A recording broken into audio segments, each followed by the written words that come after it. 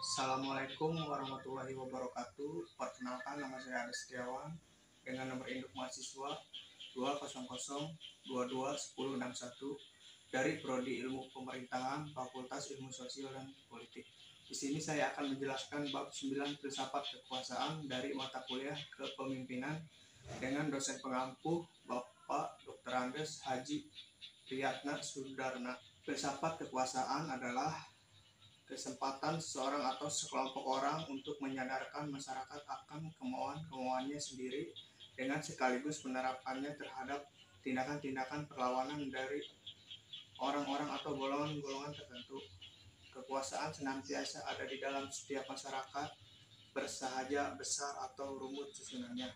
Secara filsafati, kekuasaan dapat meliputi ruang, waktu, barang, dan manusia. Konsep kekuasaan: kemanapun seseorang atau sekelompok manusia untuk mempengaruhi tingkah lakunya seorang atau sekelompok lain sedemikian rupa sehingga tingkah laku itu menjadi sesuai dengan keinginan dan tujuan dari orang yang memiliki kekuasaan itu.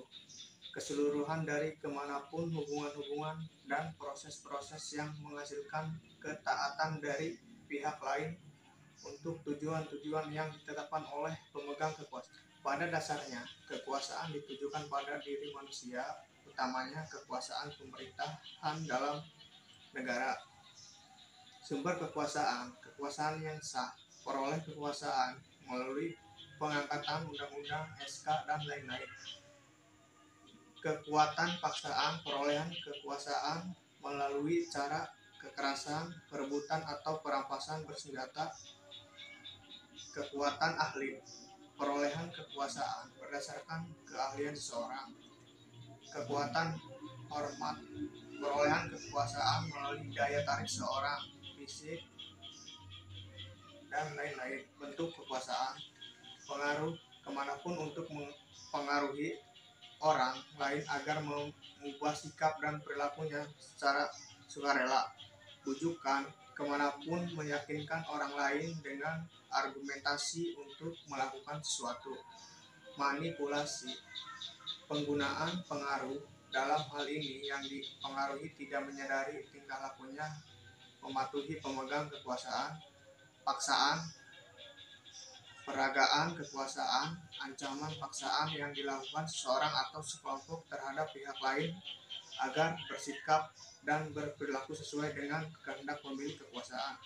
Memaksa: penggunaan tekanan fisik, membatasi kebebasan, menimbulkan rasa sakit, ataupun membatasi pembunuhan kebutuhan biologis agar melakukan sesuatu. Dimensi kekuasaan: langsung dan tidak langsung. Langsung: penggunaan sumber kekuasaan untuk mempengaruhi, membuat dan pelaksanaan keputusan politik dan melakukan hubungan secara langsung.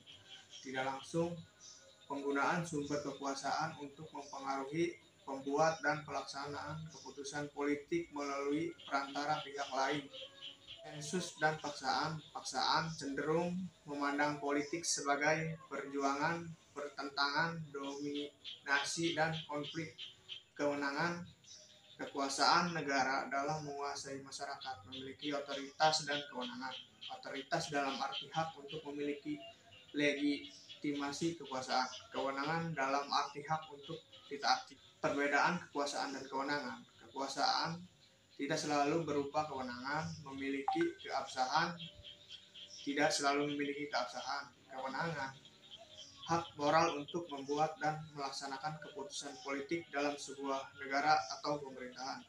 Sekian saja pembahasan dari saya, membahas tentang materi filsafat kekuasaan. Kurang lebihnya mohon maaf. Wabillahi taufiq wal hidayah. Wassalamualaikum warahmatullahi wabarakatuh.